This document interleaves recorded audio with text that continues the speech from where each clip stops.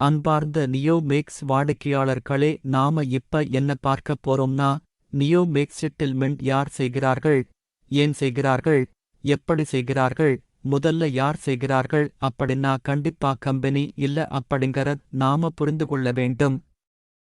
அப்ப யார் பண்றா அப்படின்னா, ஏற்கனவே கம்பெனில ரீஜனல் ஹெட்னு தமிழ்நாடு முழுக்க நிறைய பேர் இருந்தாங்க. அவங்கல்ல நல்ல உள்ளம் கொண்ட சில பேர் இணைந்து கம்பெனி வழக்கில் உள்ளது.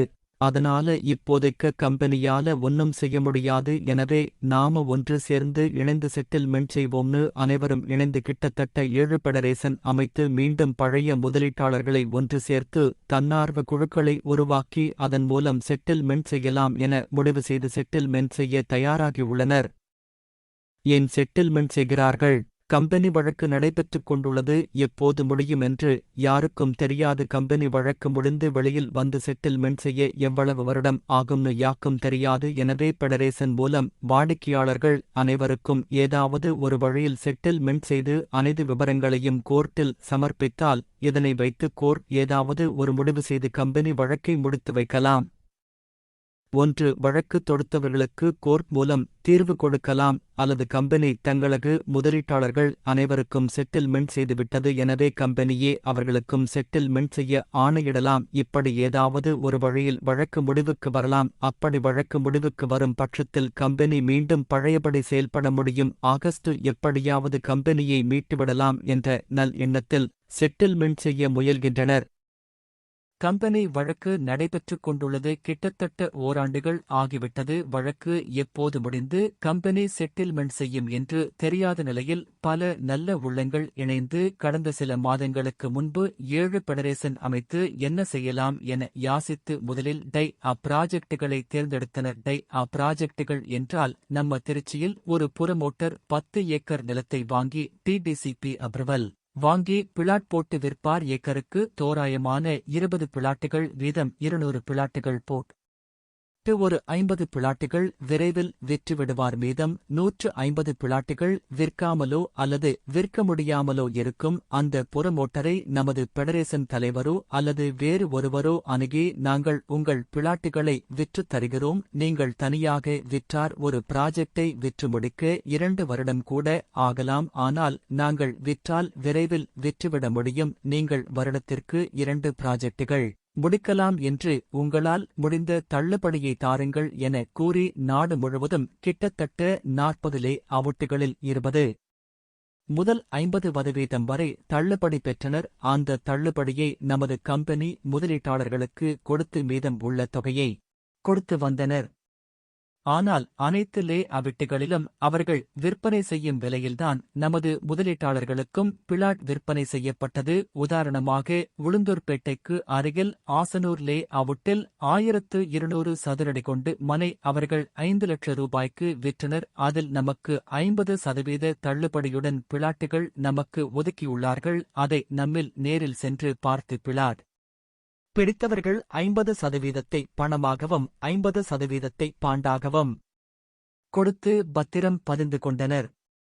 இப்படி டை அ ப்ராஜெக்டுகளை கொண்டு அனைவருக்கும் செட்டில்மெண்ட் செய்ய இயலாது, மேலும் கால தாமதம் ஆகும் என தெரிந்து கொண்ட பெடரேசன் அமைப்பினர் வேறு ஏதாவது வழி உள்ளதா என யோசித்து, ஏன் கம்பெனி செய்ததையே நாமும் செய்யக்கூடாது என யோசித்தனர். அதாவது கம்பெனி செய்ததை நாம் செய்ய வேண்டும், ஆனால் கம்பெனி செய்த தவறை நாம் செய்யக்கூடாது என முடிவெடுத்தனர். ஊருக்குத் தள்ளி ஒரு 500 ஏக்கர் நிலம் குறைந்த விலைக்கு வாங்குவது, அதில் 100 ஏக்கரில் ஓட்டல் அல்லது காலேஜ் போன்று ஏதாவது ஒரு வளர்ச்சியைக் கொண்டு வருவது, பின்பு 200 ஏக்கரை பெரிய முறையில் விற்று டிடிசிபி அப்ரூவல் பெற்று பிளாட்டுகள் போட்டு விற்பது, பின்பு மீதமுள்ள 200 ஏக்கரை மதிப்பு கூட்டி விற்பது.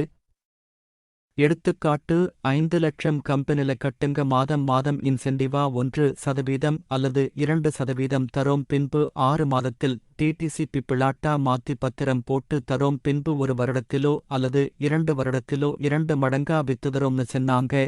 ஆனா என்ன ஆச்சு? மாதம் இன்சென்டிவ் கொடுத்தாங்க. டிடிசிபி விதிமுறைகள் மற்றும் கொரோனா லாக்டவுன் போன்ற காரணத்தால பிளாட்டுகள் போட முடியல. அதனால பிளாட்டுகள் கொடுக்க முடியல. பிளாட்டுகளை விற்று செட்டில்மெண்ட் செய்ய முடியல. இதன் காரணமாக காலதாமதம் ஆனதால வாடிக்கையாளர் ஒருவர் கோர்ட்டுக்கு செல்ல கம்பெனி வழக்கில் சிக்கிக் கொண்டது.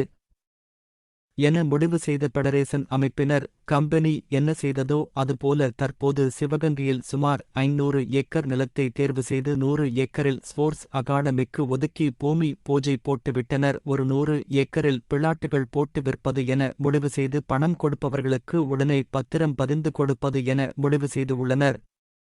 அதாவது முதலில் 100 ஏக்கரை ஒரு ஏக்கராக விற்பது, அதன் பின்பு அதை கால் ஏக்கராக விற்று பின்பு டிடிசிபி அப்ரூவல் பெற்று பிளாட்டாக மாற்றி பணம் செலுத்தியவுடனே பத்திர பதிவு செய்வது என செயல்பட முடிவெடுத்து செயல்பட்டு வருகின்றனர். இதில் கால் ஏக்கர் பணம் கொடுத்து வாங்குபவர்களுக்கு உதாரணமாக கால் ஏக்கர் 30 லட்சம் கொடுத்து வாங்கும் ஒருவருக்கு 30 லட்சம் பணம் கொடுத்த உடன் பத்திரம் பதிந்து கொடுத்து பின்புடி டிசிபி அப்ரூவல் பெற்ற உடன் 30 லட்சம் பணம் கொடுத்தவருக்கு 8,000 சதுர அடி மனையாக சதுர அடி ரூபாய் 375 என்ற விலையில் அவருக்கு திரும்ப பத்திரம் போட்டுக் கொடுத்து விடுவார்கள். அவருக்கு 3 வாய்ப்புகள் கொடுக்கின்றனர். 1. இந்த பிளாட்டை அவர் வேண்டுமானால் வைத்துக் கொள்ளலாம். 2. வேண்டாம் எனில் 6 மாதத்திற்குள் சதுர அடி 600 வீதம் 8,000 சதுர அடிக்கு 48 லட்சம் என்ற விலையில் விற்று பணமாக தந்துவிடுவார்கள். அதற்கு குறிப்பிட்ட கமிஷன் பெடரேசனுக்கு கொடுக்க வேண்டும். 3.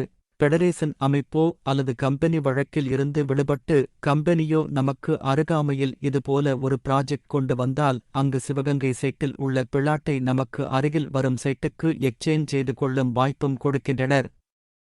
உதாரணத்துக்கு சிவகங்கையில் நாம் 30 லட்சம் பணம் கொடுத்து 8,000 சதுர அடி பிளாட்டை சதுர அடிக்கு 375 கொடுத்து வாங்கினோம் என வைத்துக்கொள்வோம்.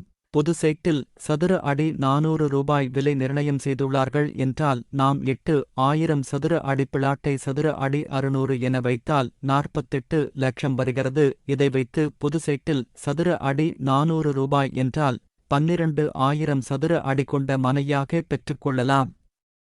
இதில் செட்டில்மெண்ட் எங்கு வருகிறது என்றால் 30 லட்சம் கொடுத்து பிளாட்டாக மாற்றி 8,000 சதுர அடி பத்திரம் பதிந்தவுடன் 45 லட்சம் மதிப்புள்ள பாண்டுகளை கொடுத்து 7,500 சதுர அடி மனையை பத்திரம் பதிந்து தருகின்றனர்.